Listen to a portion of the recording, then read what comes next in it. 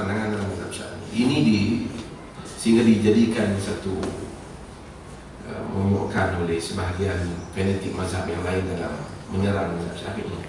Jika kita baca Az-Zamakhsyari Muqaddimah kepada Al-Kashaf, beliau menyebut hal ini. Akhirnya, tapi di Malaysia diamalkan. Kita di Perlis, kita fatwa yang berbeza, boleh dibenarkan. Umpamanya nak contoh, boleh dibenarkan. Dan kita kata kita pakai kaul daripada mazhab yang lain.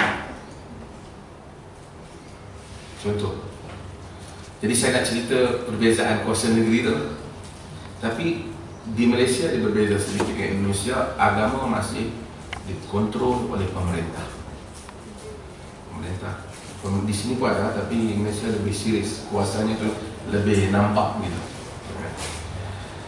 Okey, jadi saya cerita, saya sebenarnya bukan daripada Perlis asal, ayah tadi di Pulau Pinang. Tapi saya dijemput untuk menjadi mufti di Perlis 2 tahun pada 2006 kepada 2008. Kemudian saya berhenti kerana ketika itu ada percaturan politik di Indonesia, so saya berusaha.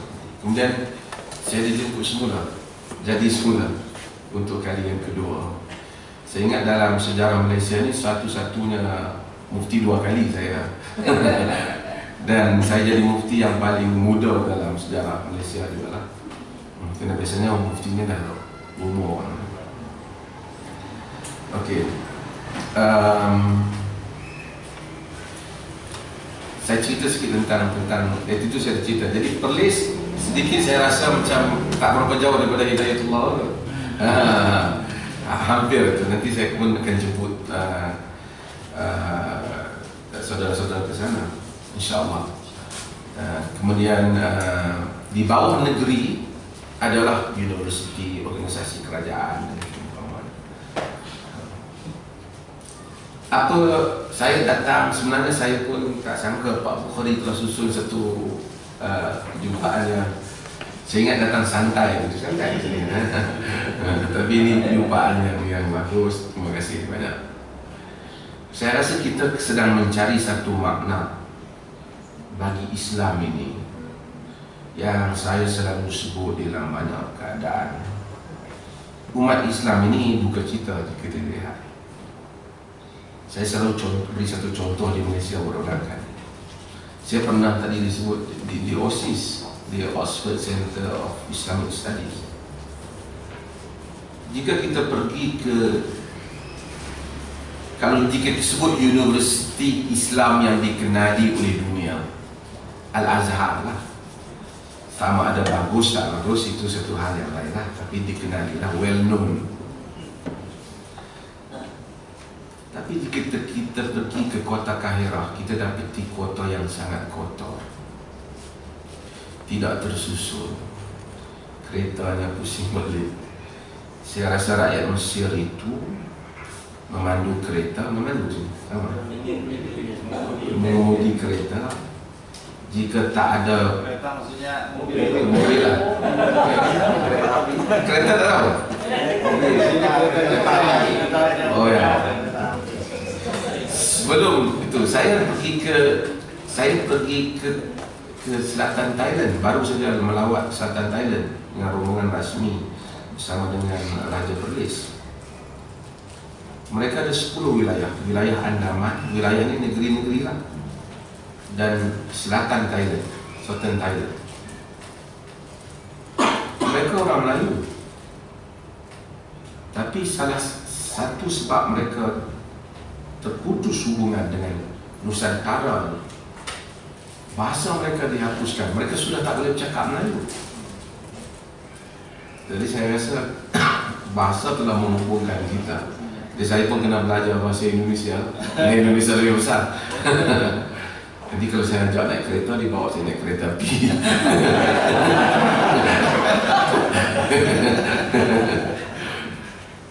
Okey. Saya rasa mobil itu kalau dikemudi oleh orang Mesir, dia rela tidak ada tayar daripada tidak ada itu ban. Tidak ada banyak daripada di mana tidak ada ada klaksonnya. Lebih bagus ke depan daripada Kerana dia tidak ada peraturan. Tapi kita lihat di situlah adanya Universiti Azhar. Kalau kita pergi ke Oxford, kita lihat bandar Oxford, bandar yang bersih, cantik, tersusun, kemas.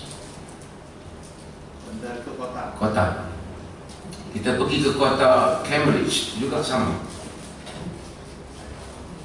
Semua pusat-pusat pengajian Islam tidak dapat memberikan contoh kepada dunia ini bahawa Islam adalah satu ajaran yang baik. Pergi ke Azhar, teruk kelasnya semua. Tapi pergi ke semua kota-kota berprestige bagi pengajian pendidikan di barat, kota-kota mereka cantik. Dan dari segi peradaban kemanusiaan, mereka berada pada status yang tinggi. Sebab itu salah sangka terhadap Islam itu tinggi. Pakistan mana sungguh semangat jihad, tapi negerinya tak pernah aman. Jadi ini semua menuntut kita sentiasa mencari makna.